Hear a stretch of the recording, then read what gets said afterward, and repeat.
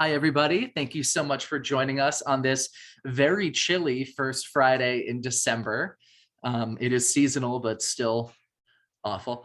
It is our distinct pleasure to welcome today to kick off our College Month for Friday speaker series, to welcome Ms. Cheryl Biggs.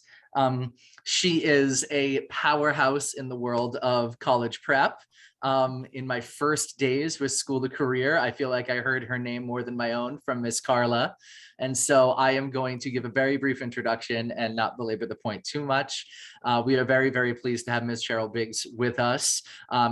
She works with NEED, which is a grant and scholarship organization. In addition to that, I know that she also works with Pitt to a large extent. She is a wealth of knowledge of all things college and college prep. And so with no further ado, it is my distinct pleasure to welcome to School to Career's Friday speaker series, Ms. Cheryl Biggs. Well, thank you for that introduction. And now let's see, can I share my screen?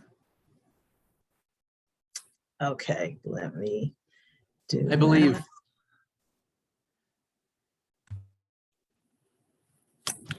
Okay, I'm going to share.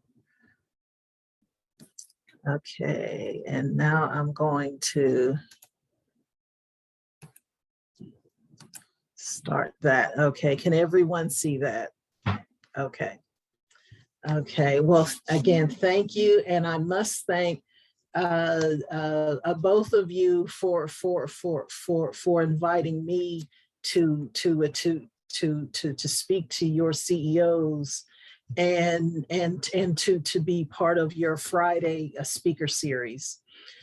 I will discuss what we do at NEED and our upcoming activities, perspectives on what to expect in the future and how you can prepare for it. So what is NEED?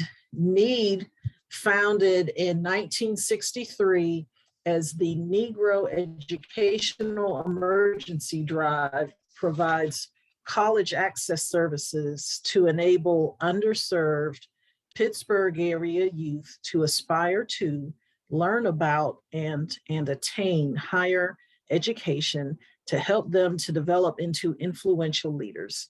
Dr. Marcia Sturdivant serves as our president and CEO. And what does NEED offer? You see our list of programs there, and all of those support our mission, and they are detailed on our site, needld.org, and we use LD as in last dollar. We are known for providing scholarships and grants, our annual HBCU tour, workforce diversity program, as well as our STEAM programs. We serve students in their schools through the African American Male Mentoring program and ACE, which is for which I work. And the Access to College and Career Education program has advisors that work with high school and middle school students to help them to learn about career options, explore and apply to post-secondary institutions, prepare for standardized tests, research and apply for scholarships, and much more. And we work as a supplement to the work of school counselors, principals, and administrators.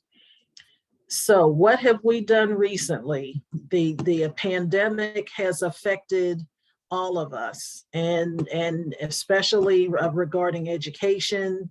I mean, things really just stopped initially, but you know, we've had to change and you know, move on, and that is what we did. So one of the things we did is, because we could not do our regular college tour, we had a virtual a college tour in February, and we had 15 schools join us that day, along with a panel of current HBCU students as well as graduates.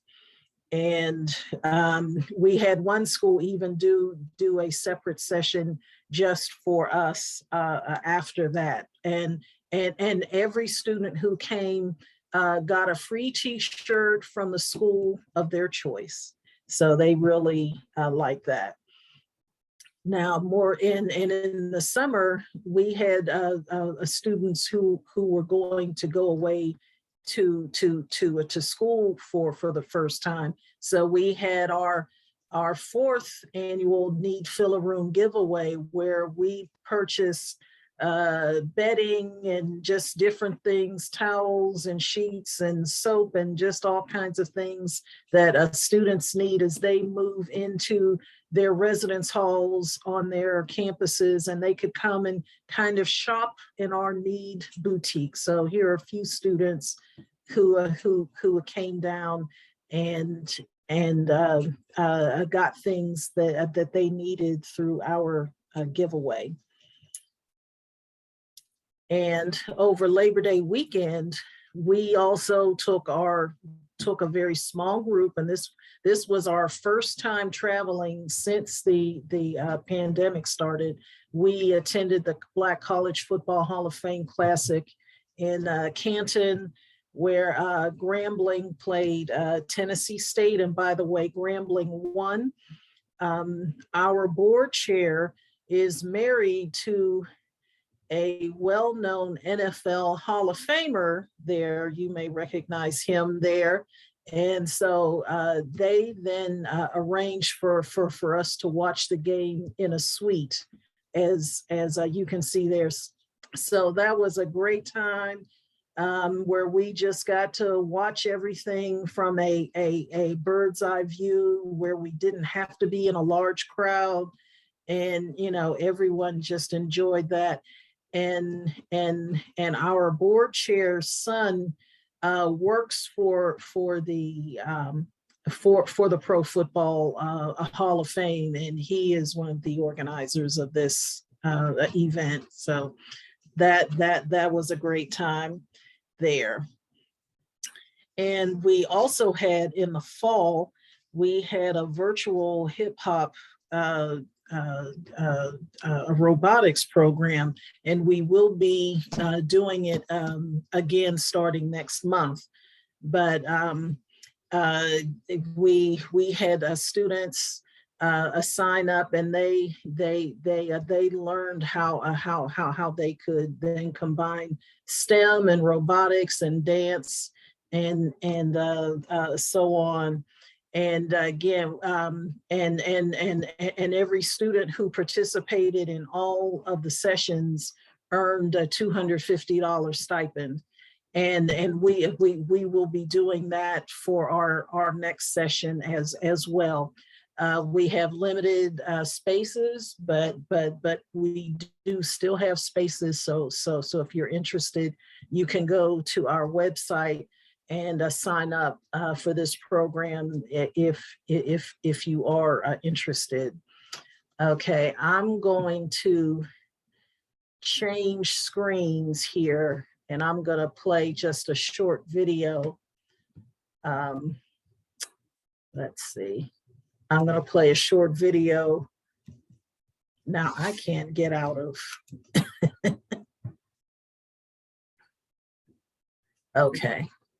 Now I'm going to play a short video about the a robotics program here.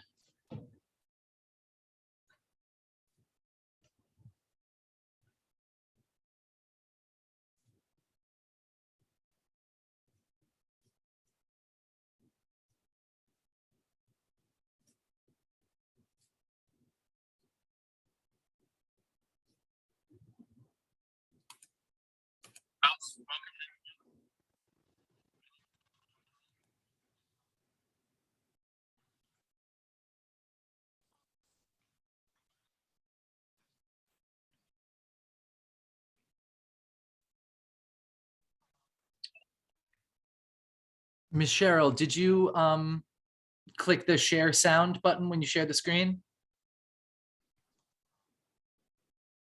Those in and There it is. make it interesting. Go back here. Thank you. So you can hear. Everyone.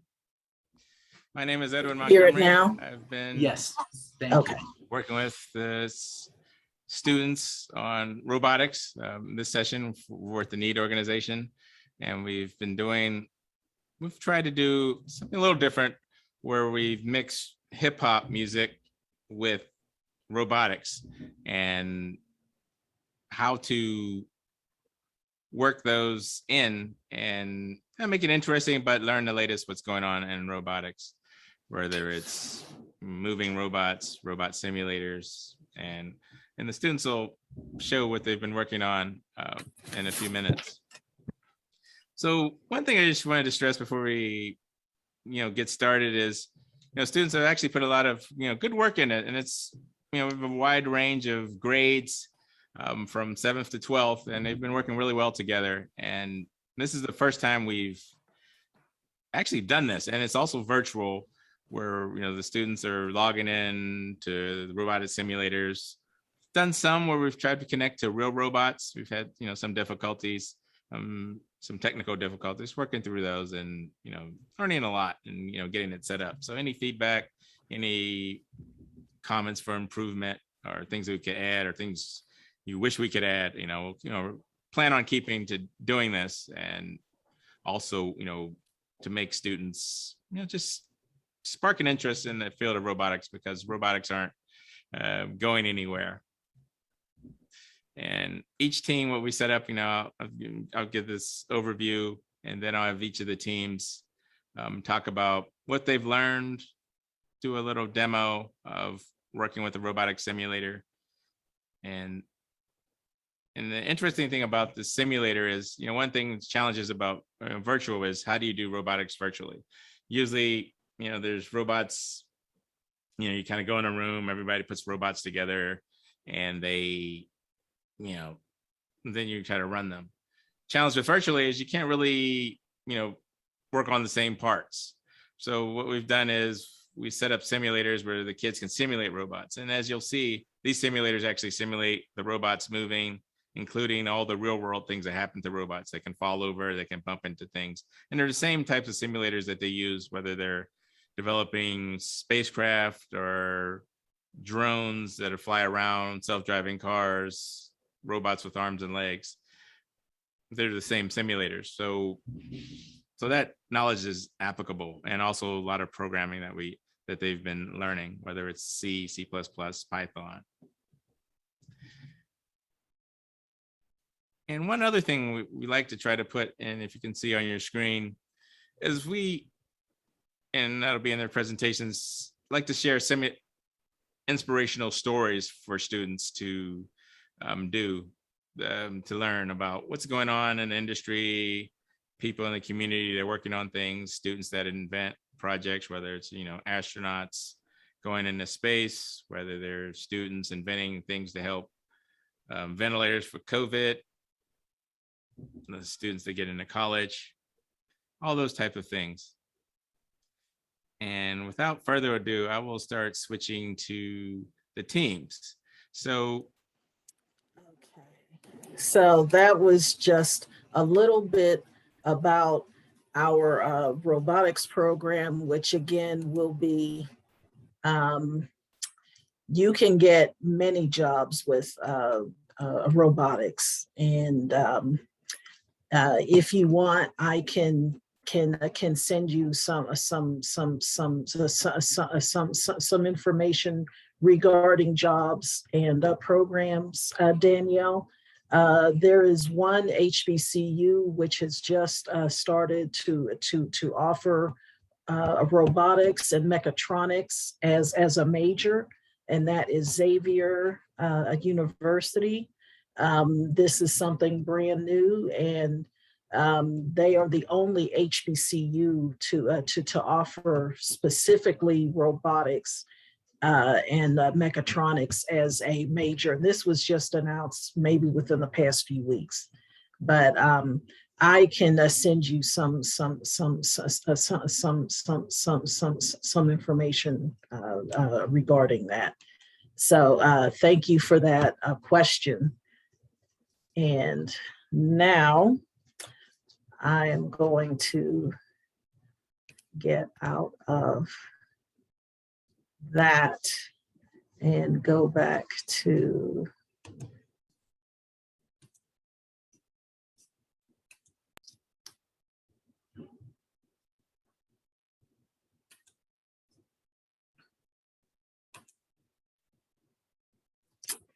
okay, so another upcoming activity is our historically Black college and university, or HBCU tour. We were virtual last year. In the spring, we will be on the road, and we will be looking forward to it. The tour is open to sophomores, juniors, seniors. We have taken some very motivated freshmen previously. We will be traveling from Thursday, April 7th until the following Saturday, April 16th. And this is what we need from those students who are interested in completing the application process. The cost is $750 total. We need a $100 deposit along with your completed application package, which has everything you see there. And we are requiring students to provide proof of COVID-19 vaccination. So are there any questions about anything that I've discussed so far? Any other questions regarding need and activities? I want to say that, for years we've had students go to the HBCU tour. They've always enjoyed it. And I love the fact that this price has not changed that much. Because I remember, a few years ago, it was like $700 or something like that. So it's not, it's still affordable. And a lot of students will do fundraisers to get that money to go. But I've heard it's, life-changing, and it really helps a lot of students make up their minds about the type of school that they want to attend. And I think, right now in our current culture, HBCUs are doing an amazing job, always have.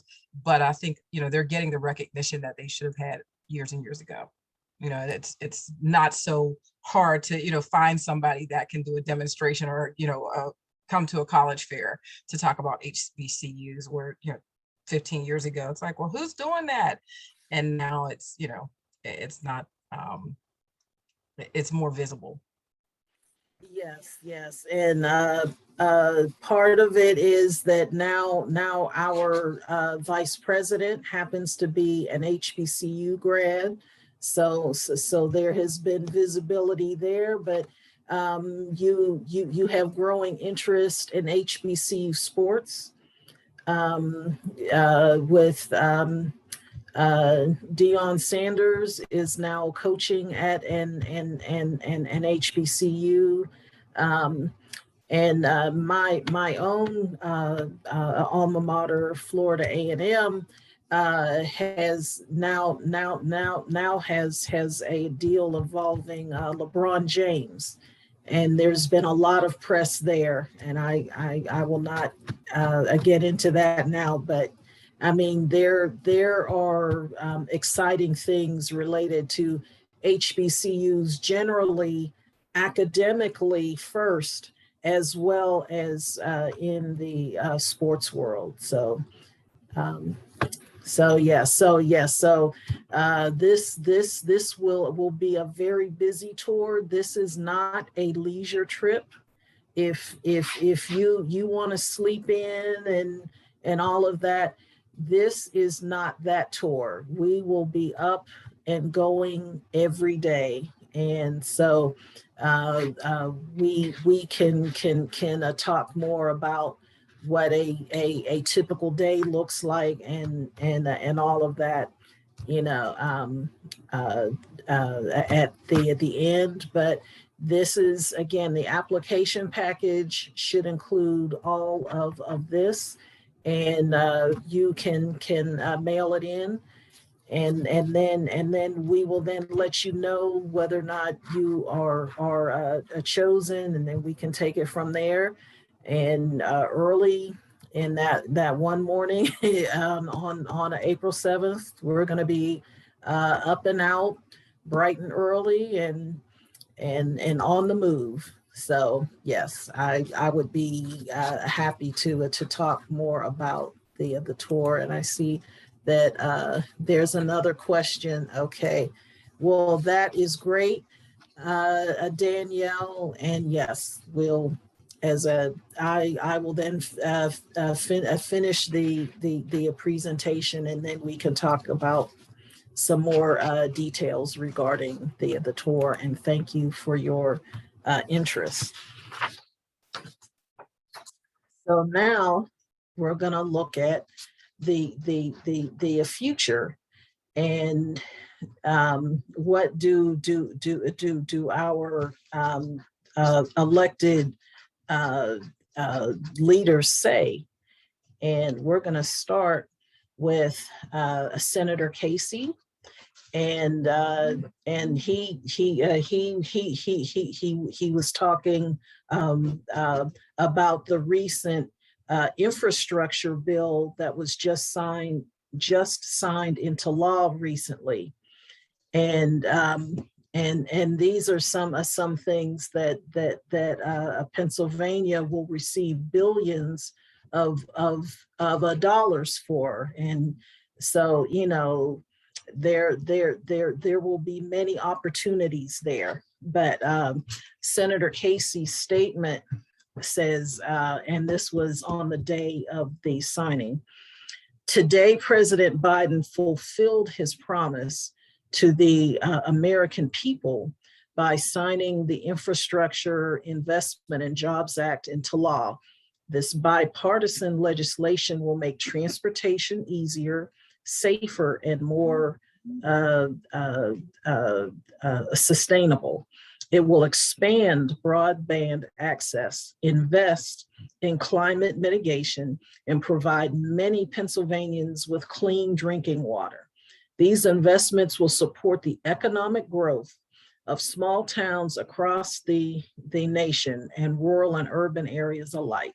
Next, the Senate has to finish work on legislation to support families and address the rising costs that they face, such as investing in home and community-based services for seniors and people with disabilities, raising wages for home care workers, expanding access to early childhood education and affordable childcare, cutting taxes for families with kids, and lowering healthcare costs." So when you're looking at where will the opportunities be, then you can start looking at this list. Now, getting more local, our mayor elect Gainey said, and he talked about his priorities on his website. But then what is relevant here is what he says about the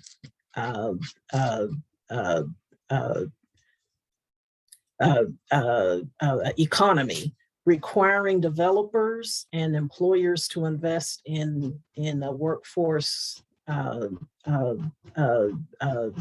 development, directing more of the city's resources to disadvantaged businesses, growing and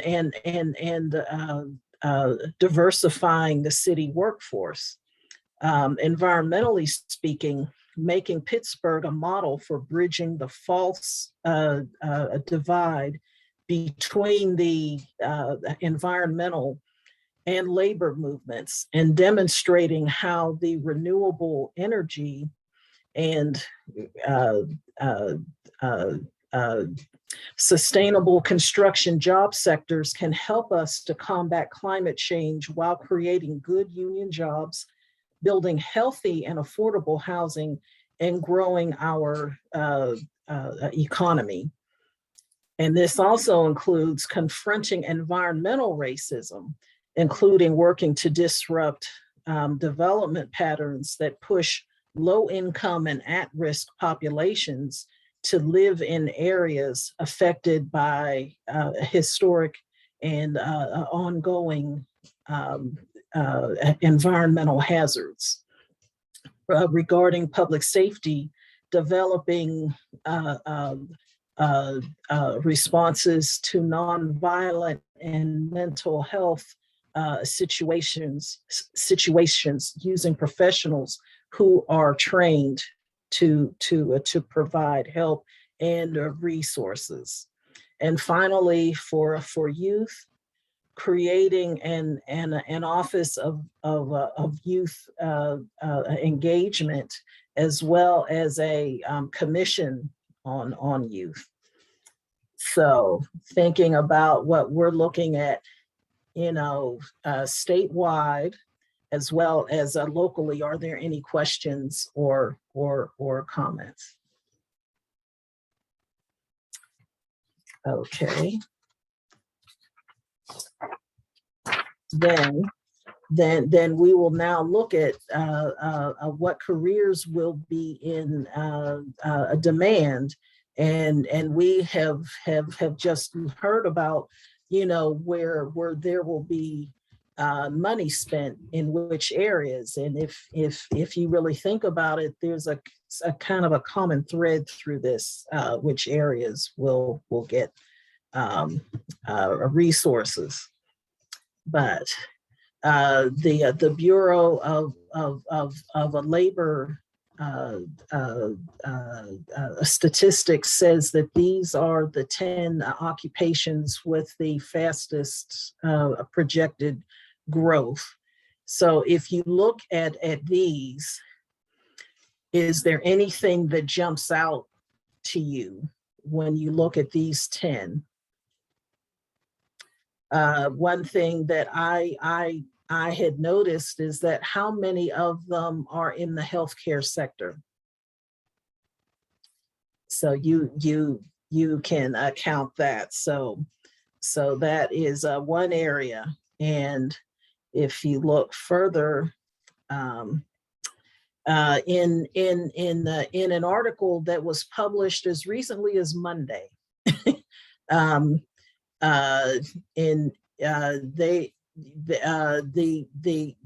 head of the ANA has urged the federal government to declare the nurse staffing shortage a national crisis. And then President Biden is now going to then direct $100 million to the National Health Service Corps to then address this shortage, which will go beyond nurses per se, to include, again, the occupations listed there: physicians, PAs, and some other health related occupations. So where will the opportunities be? Okay, but they will not be in only healthcare. There is a great need for Black teachers in the immediate Pittsburgh area, as well as throughout Pennsylvania. And as you see there, within Allegheny County, 42% of all schools have no teachers of color at all.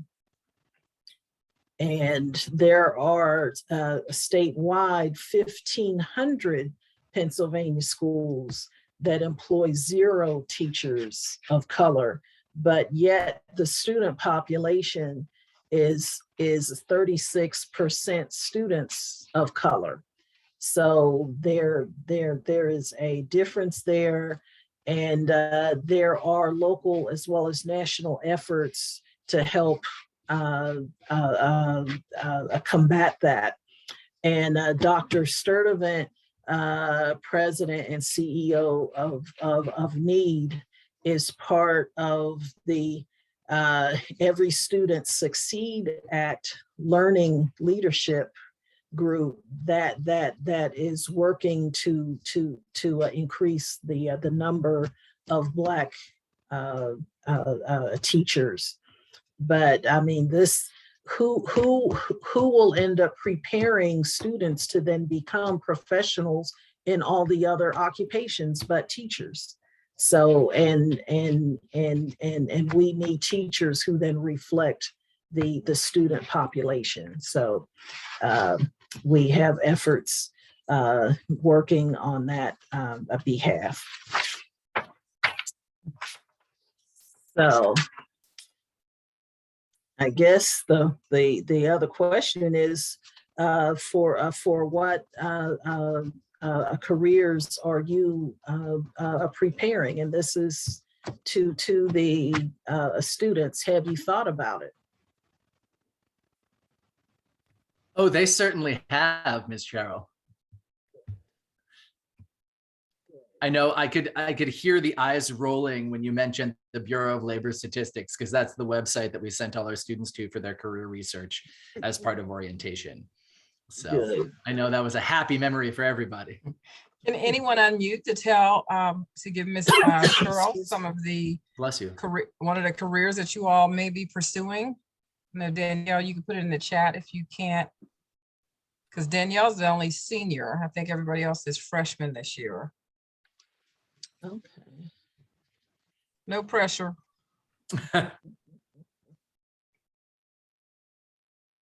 No, we got nothing. And well, there was the question regarding robotics in the chat. So yes, there's absolutely going to be demand there because robots will be used across industries, not just in the IT robotics industry itself. It's going to impact manufacturing. It already impacts healthcare. It's going to impact, again, multiple industries. So I was watching the news last night and they were showing, or this morning actually, the Google robots, not Google, Amazon robots that actually package all the things that people order from Amazon. Not that I'm one of those people, but they had so many robots on the floor that they were almost running into each other. And, I think it's like just amazing when you, I went to my daughter's college campus and they have a robot that delivers snacks.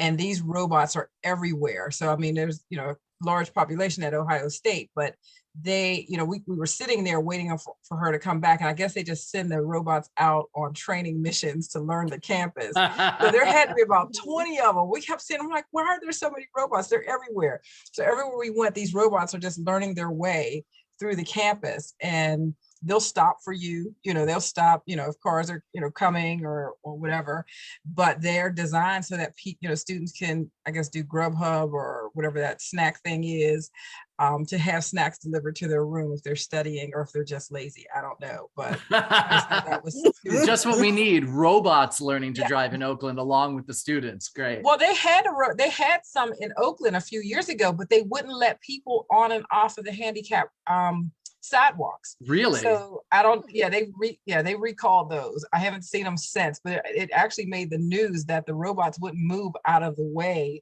of people that were using those ramps to get off the sidewalk and cross the street. Oh, so no. I think they've perfected, the robots since then, but I have not certainly seen hope any. so. Yeah, I haven't seen any in Oakland in a couple of years. Well, that's why we need you all to help perfect robots. Yes, exactly. I want one to clean my house and not just that little circular thing. He doesn't do it.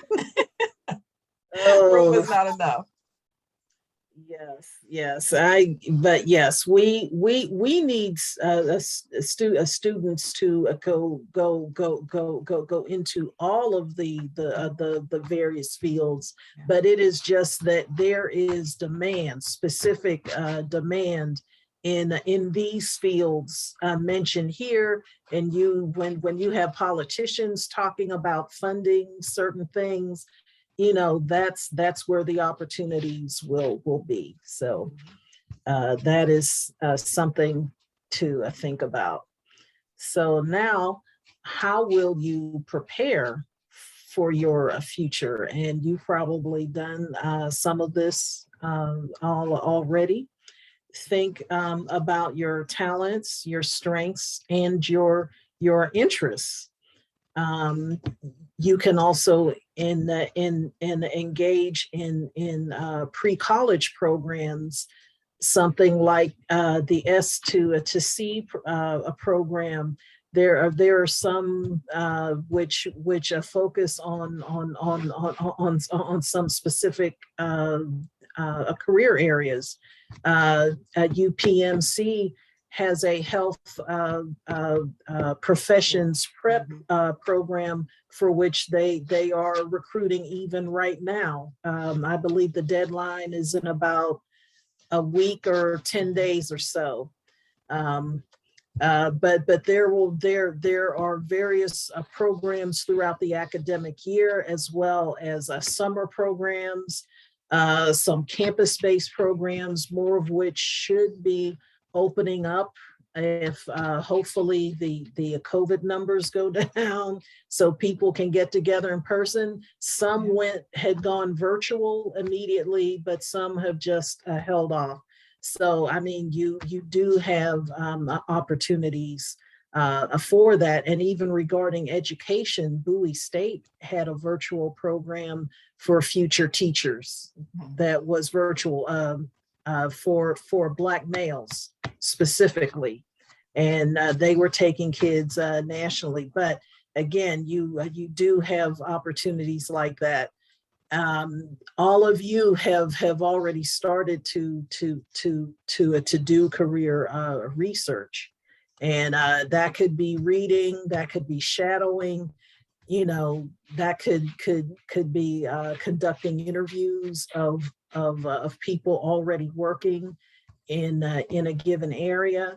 So that's something that you should keep doing. Thinking about college, choosing colleges and programs. How do you pick the best one for you?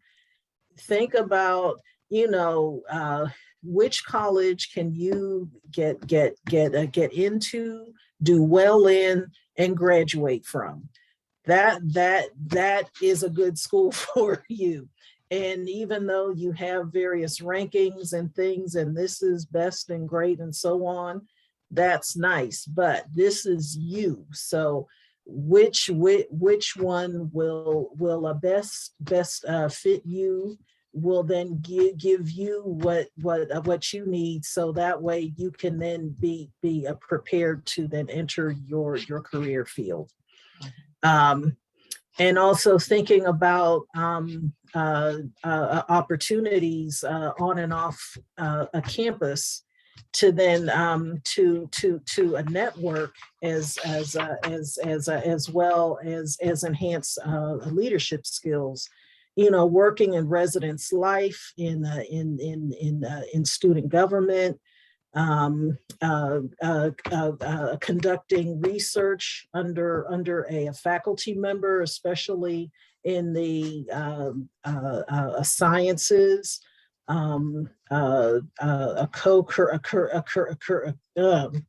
activities in your major. There may be student organizations specifically for your area where you can get active and learn and then meet people. And again, networking is important, because that will then take you beyond your formal education into your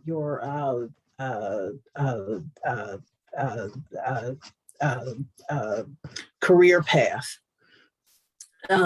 There's also thinking about if you end up choosing a work college, And there are colleges where you can literally work your way through, and thereby reducing your loan burden, where it's service learning and work, and then formal classroom learning. So they know how to maximize that, and that might be a good option for you. As you kind of think about colleges, think about the off-campus opportunities as well, internships, travel, domestically or even a foreign travel. Again, as things get to be safer, you will have more of that opening up. And doing service learning locally and then abroad as well. And finally, paying for your education.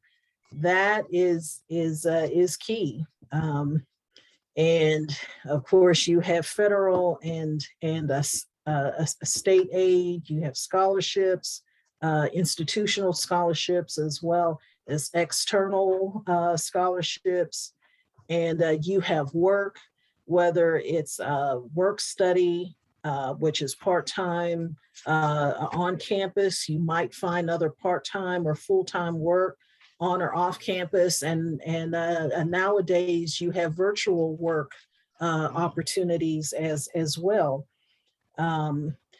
Some schools have formal co-op programs, and Drexel is one of the schools which is known for having a co-op program where you may be in school one semester and then you may be working the next, working in your field. But Drexel, again, is well known for that. So these are questions that you can ask about. And I mentioned work colleges, and then of course Uncle Sam is always looking for those people who would be willing to serve in the military and ROTC. So those are some of the options for paying for your education. But now thinking about choosing schools, and I mentioned the HBCU tour. Why should you think about and HBCU?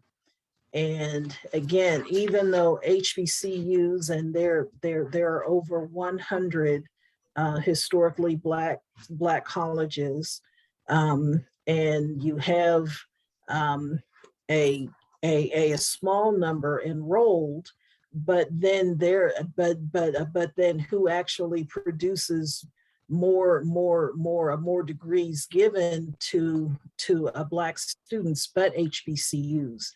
And that's how you see the 2.3, the 9, and the 22% here. So then HBCUs are carrying more than their weight here as far as awarding bachelor's degrees to Black students. And then where do these graduates end up? And this is where they end up, from CEOs to Congress to judges and lawyers and engineers. You know, how many African Americans who are HBCUs, how in what numbers do they show up in these fields? So just keep that in mind. And now I'm going to go to another short video here. And I will play a piece from one of our NEED students who graduated from Morehouse College, and he will talk about HBCUs. So let me.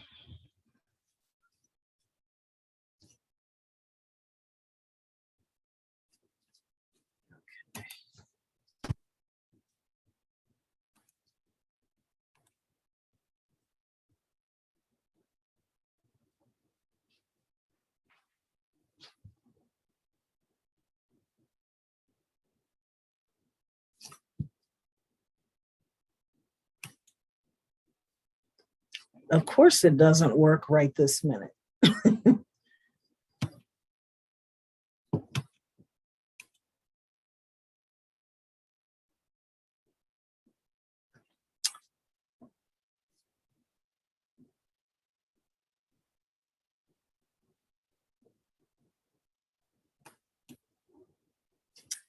Okay, we're gonna give that another minute or so to.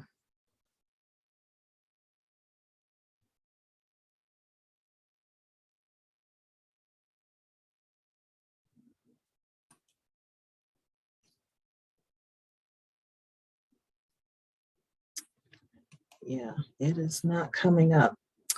Okay, we'll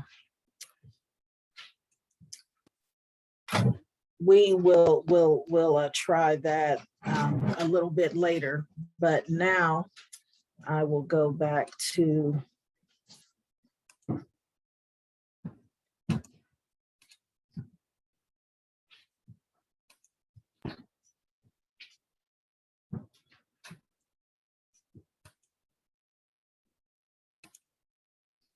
okay, so now thinking about programs, the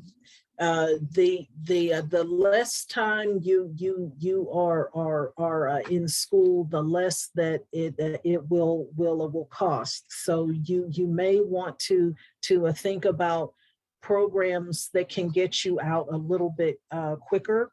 So whenever you think about law, you think about medicine, you think about law school and medical school.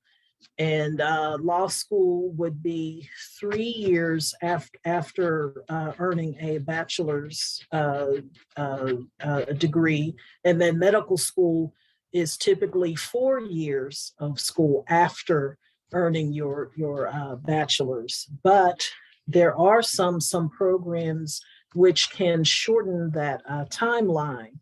And regarding medical programs, there are 38 bachelor's to BS to MD programs through which you can graduate in 6 years instead of 8 years. So 6 years from your college freshman year, you can earn your medical degree at Howard University. As well as there are shortened programs within Pennsylvania at Drexel, Temple, and Thomas Jefferson universities.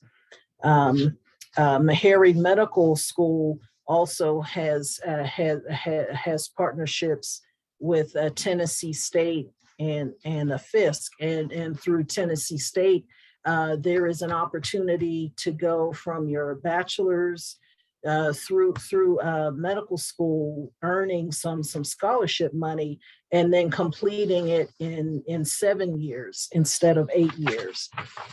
Regarding law school, Howard has a BSJD program where you can graduate and be fully done in 6 years instead of the 7 years.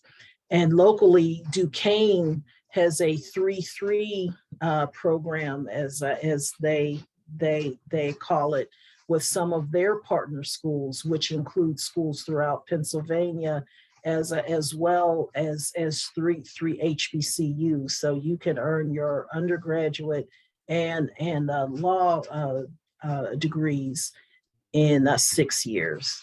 I was just about to ask Miss Cheryl, CEOs on the call, do you all know what a JD is?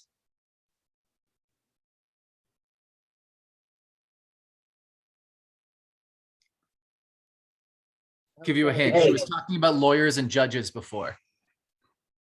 Yes.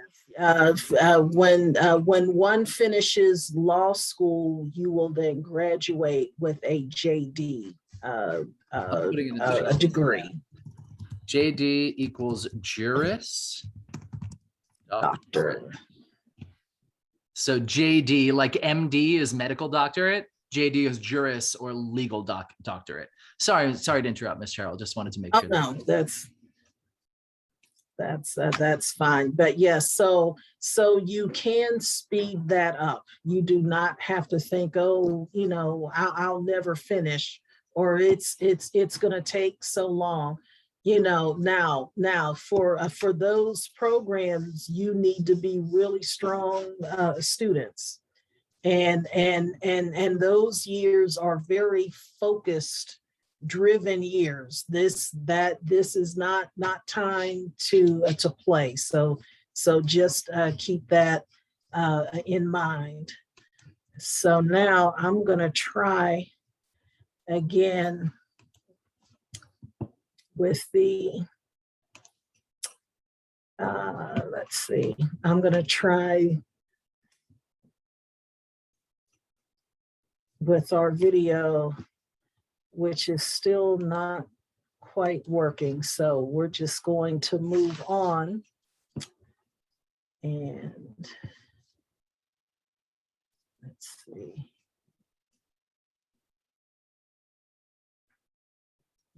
Move that.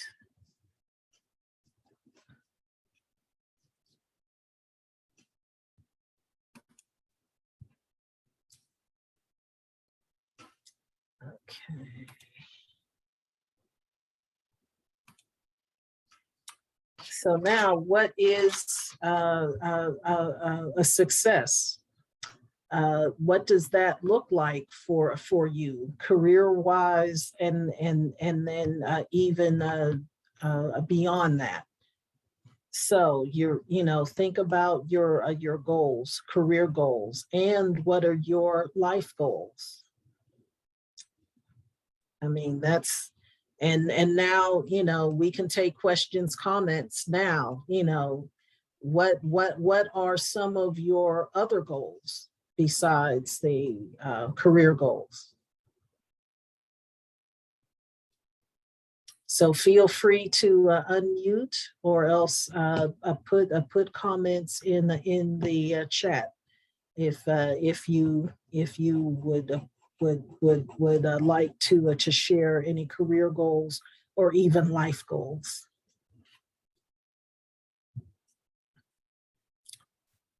You all should definitely have these on lock. All we talk about are goals. So Exactly. Are we still there? Did we all get frozen? What's going on, guys? think back to your goal setting meetings with me and what your personal leadership goal was and what your academic goal was. And then also think about the career goals we talked about.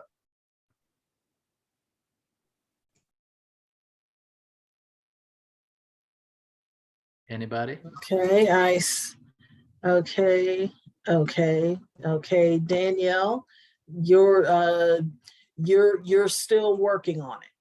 Let's just call it that way, since they have been a changing. Okay. So if you want to just share one, what would you like to share? Because with you being older, you're in the process of making choices. So, this is very relevant to you. So if you just want to pick one that you want to share, please share. And keep in mind, everybody, we say this all the time, but the goals that you make now don't have to be the same goals that you work to achieve 5 or 10 years from now. I mean, does anybody remember what I said if I had gone with my original choice, what I'd be doing and where? Danielle, you've heard me say this same joke for 4 years, so you should probably know this by now. But I said, if I had followed my first path, I'd be a Spanish teacher in New Jersey right now. You know, it's so keep in mind, these goals can change. I always tell you that story about my high school English teacher who was in sports radio until he was 40 and then decided, you know what, I want to teach, went and got his master's, and he's been teaching for 25 years now. So there are all sorts of stories out there of people who started on one path and decided it just wasn't for them. I know I am a shining example of that lack of decisiveness. And I know that Miss Carla is a much shinier example of more plan. I think, you know, you want to make sure you have a solid foundation, because I think, especially this generation, flexibility is so important.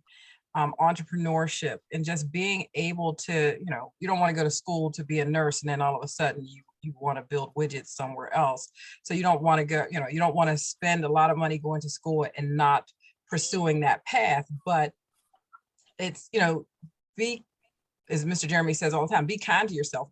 Know that, you know, you might just go to school and take, you know, liberal arts or, you know, general studies until you figure it out. Or you might want to work for a year. You know, there's so many different options, and you're not locked into that position for life. The degree is yours. You're not going to take it back unless, of course, you don't pay for it. But you can always change your mind. You know, Mr. Jeremy talks about, you know, I mean, he uses Spanish in his current position. He is a teacher. He, you know, went to school for history. So those things are still relevant in what he's doing. I went to school for business and for accounting, and that's what I'm using now. And even, you know, as I transition from school to career, those are still skills that I'm still going to be able to use.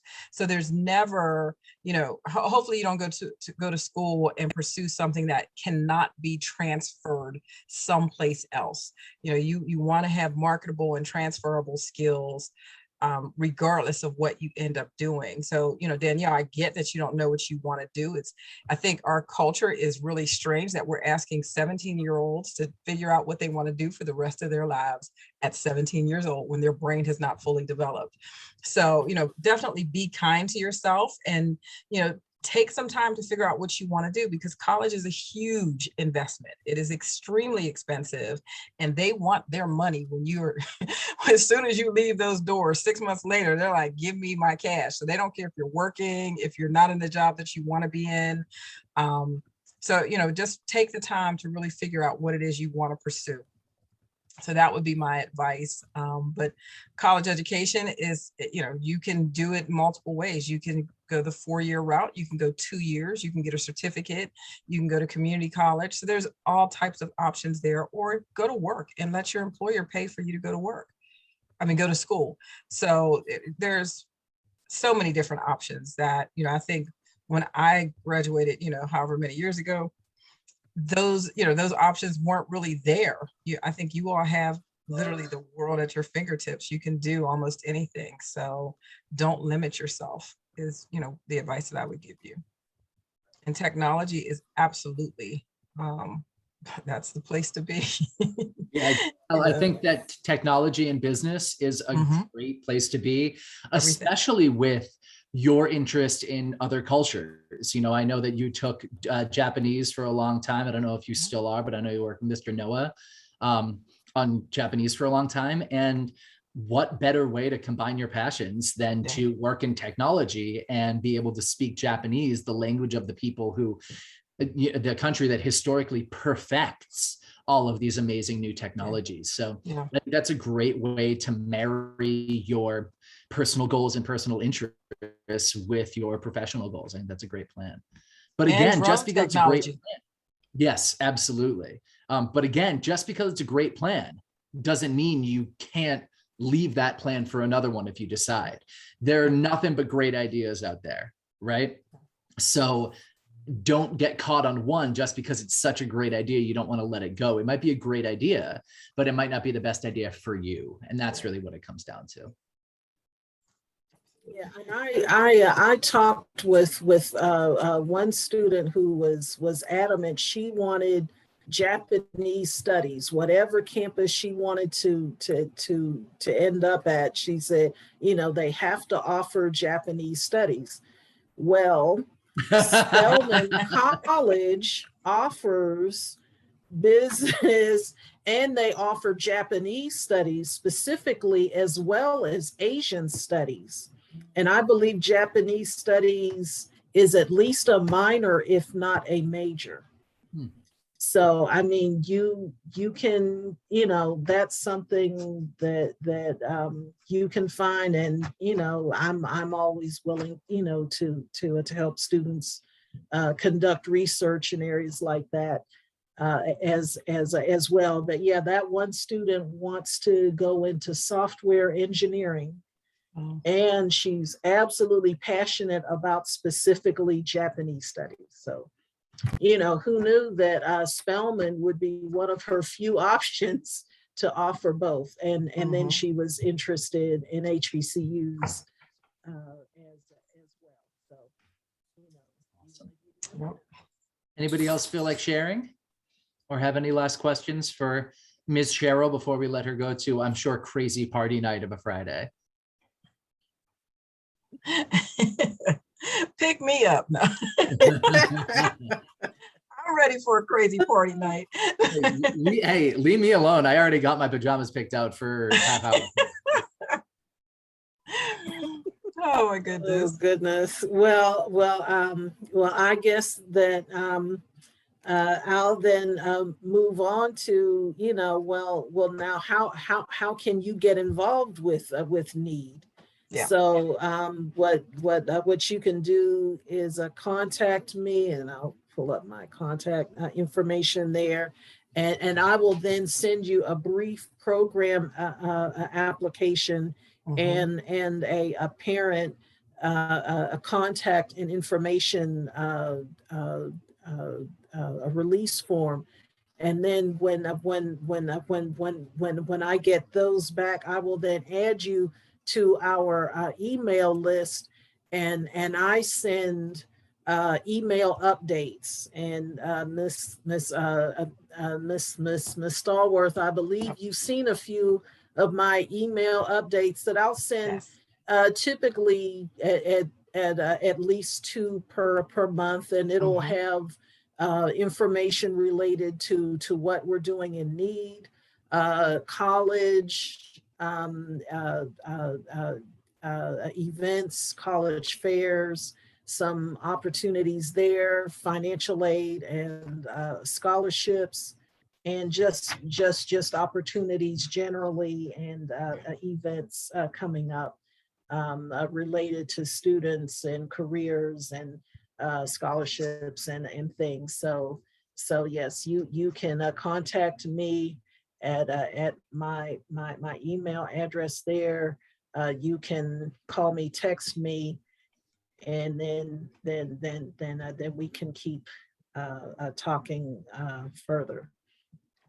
But we have covered ground related to NEED services, activities, what is coming, the careers, preparation, and then thinking about your career and life goals. So I am going to end with a proud aunt moment. My nephew is in his first year of a teaching, and his first graders said this about him. And who makes our school a better place, and Oh, they I list love him. that. I do too. You can ask Miss Carla. I keep every letter. I have my little notepad folder thing that I keep with me. I have every letter I've ever received from a student in there. And these things, for those of you who have never spent a lot of time talking to a teacher about anything but what they're teaching you in class, these moments make our years. I mean, I'm still writing comments I got from you all, 2-3 years ago. So these carry us through. I'm sorry to interrupt, Ms. Cheryl. It's very true. But yeah, and I mean, he is pleased, and I mean, he posted this really cute video he's marching around, kind of playing an instrument, and he's 6'3", and these first graders are marching right behind Aw. him in step. It So was nice. just precious.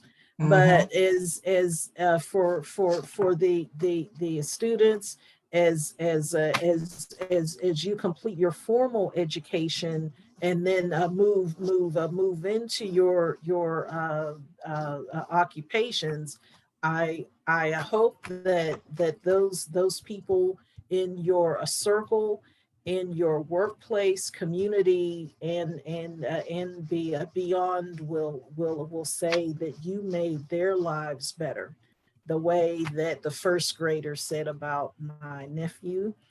And again, thank you for the invitation to come speak. And thank you to everyone for spending your time with me, and have a safe, healthy, and productive school year.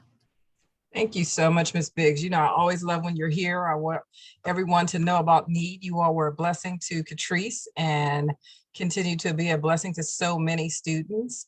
So, you know, however I can spread the word about you guys, I will definitely scream it on the mountaintop. So thank you for being here. Thank you so much. I have enjoyed it. And students, are there any other questions or comments before we sign off? And if you think of a question for Ms. Cheryl after the fact, please feel Yeah. free to give me a shout. I'd be more than happy to put you in touch with her. Absolutely. Well, thank you so much. Okay, Ms. Cheryl. well, If you- yes, thank you. And then Danielle, we can then talk more about the tour. Mhm. Let me know whenever you have time, and maybe one of your parents as well. We can talk by phone, or do a Google Meet, or whatever. So that would be great. And okay, all right. Thank you. You have a wonderful weekend, Ms. Biggs. It was great seeing you, like I said before, and always enjoy hearing what's happening at Need. Such a great organization. Really wonderful. Thank you. You, and best of luck in your new chapter. Thank as you. well. Look, maybe we can do something about those teachers. So hopefully, Right. my wheels were turning as you were speaking. So yeah, that would be amazing. Thank you. Well, thank you so much, and you all take care, and have a great night.